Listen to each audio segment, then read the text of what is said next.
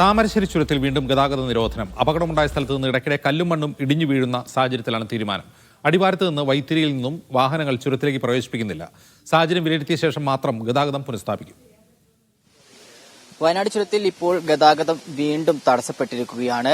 രാവിലെ കുടുങ്ങിക്കിടന്ന വാഹനങ്ങളൊക്കെ തന്നെ അല്പം മുമ്പ് താൽക്കാലികമായി കടത്തിവിട്ടിരുന്നു. എന്നാൽ വീണ്ടും ഇപ്പോൾ ഈ ഒരു ഭാഗത്ത് ശക്തമായ വെള്ളം ഒഴിച്ചു വന്നതിനെ തുടർന്ന് ചെറിയ കല്ലുകളൊക്കെ തന്നെ താഴേക്ക് പതിക്കുന്നുണ്ട്. ഈ കാരണത്താൽ വാഹനങ്ങൾ വീണ്ടും ഇപ്പോൾ ബ്ലോക്ക് ചെയ്തിരിക്കുകയാണ്.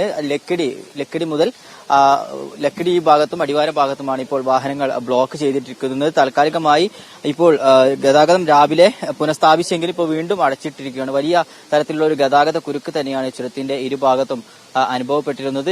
ശക്തമായ മഴയാണ് ഈ ഭാഗത്ത് ഇപ്പോൾ പെയ്തുകൊണ്ടിരിക്കുന്നത്. വെള്ളത്തിന്റെ ഒഴുക്കും വർദ്ധിച്ചിട്ടുണ്ട്. ഈ ഒഴുക്കിൽ പെട്ടുകൊണ്ടാണ് ഇപ്പോൾ താൽക്കാലികമായി ഇളകിക്കിടക്കുന്ന പാറക്കഷ്ണങ്ങളും മറ്റും മണ്ണുമൊക്കെ ഒലിച്ച് റോഡിലേക്ക് വരുന്ന ഒരു അവസ്ഥ ഉണ്ടാകുന്നത്. ഇത് തന്നെയാണ് ഇപ്പോൾ റോഡ് വീണ്ടും താൽക്കാലികമായി അടച്ചിടാനുള്ള ഒരു തീരുമാനം ജില്ലാ ഭരണകൂടത്തിന്റെ ഭാഗത്ത് നിന്ന് ഉണ്ടായിരിക്കുന്നത്. എത്ര സമയത്തിനുള്ളിൽ ഇത് ക്ലിയർ ചെയ്യാൻ കഴിയുമെന്നുള്ള കാര്യത്തിലൊന്നും ഇപ്പോൾ വ്യക്തതയില്ല. എന്തായാലും കൂടുതൽ പരിശോധനയ്ക്ക് ശേഷം സുരക്ഷ ഉറപ്പുവരുത്തിയതിനു ശേഷം മാത്രമേ ഇനി വാഹനങ്ങൾ കടത്തി വിടുകയുള്ളൂ എന്നുള്ളതാണ് അധികൃത ഭാഗത്ത് നിന്ന് നമ്മൾ മനസ്സിലാക്കുന്നത്. മഴ കൂടുതൽ ശക്തമായാലും ഒരുപക്ഷെ ഈ വെള്ളത്തിന്റെ ഒഴുക്ക് കൂടുതൽ വർദ്ധിക്കുകയാണെങ്കിൽ മുകളിൽ നിന്ന് കൂടുതൽ മണ്ണുകളും ഇളകിക്കിടക്കുന്ന പാറക്കഷ്ണങ്ങളും താഴേക്ക് വരാനുള്ള ഒരു സാധ്യതയാണ് ഇപ്പോൾ കാണുന്നത്. എന്തായാലും അല്പസമയത്തിനകം തന്നെ ഈ ഭാഗത്തെ പരിശോധന പൂർത്തിയാക്കി സുരക്ഷ ഉറപ്പുവരുത്തിയതിനു ശേഷം വാഹനങ്ങൾ കടത്തിവിടുമെന്ന് തന്നെയാണ് കരുതുന്നത്.